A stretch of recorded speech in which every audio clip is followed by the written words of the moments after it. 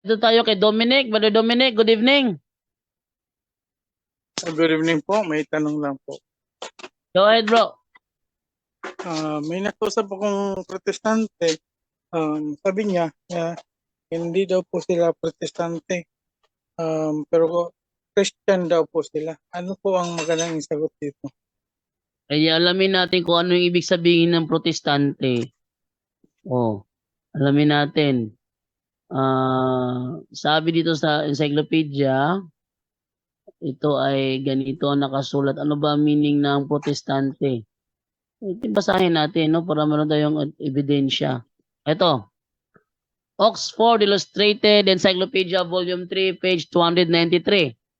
Protestant, a member or adherent of any of the Christian bodies that separated from the Roman Catholic Church. Yun.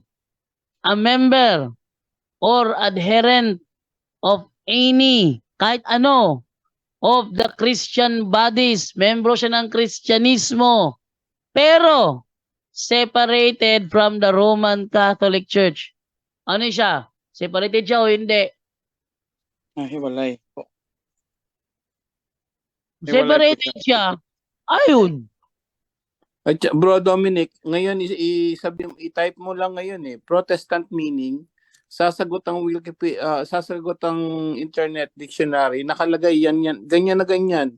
Yung nag-separate sa Catholic Church. Sabihin mo sa kanya, search mo nga kamo sa kausap mo, Protestant meaning. Lalabas talaga agad-agad. Meaning ng protestante, yung mga humiwalay sa Katoliko. Nakalagay, Protestant meaning lang. Ganun lang kasimple ang sagot, bro. Actually, ang inaano nga nila kasi hindi sila humiwalay daw. Kasi nagsimula sila sa kani-kanila lang. Kaya hindi sila protestant. Yun ang sinabi nila.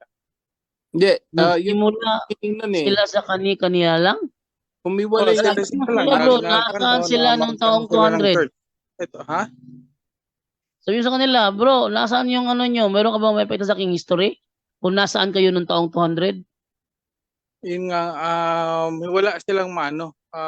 Pero basehan lang nila na nag-claim sila na Christian at hindi sila Protestant kasi hindi sila galing sa Katoliko kundi Kailangan silang magpakita.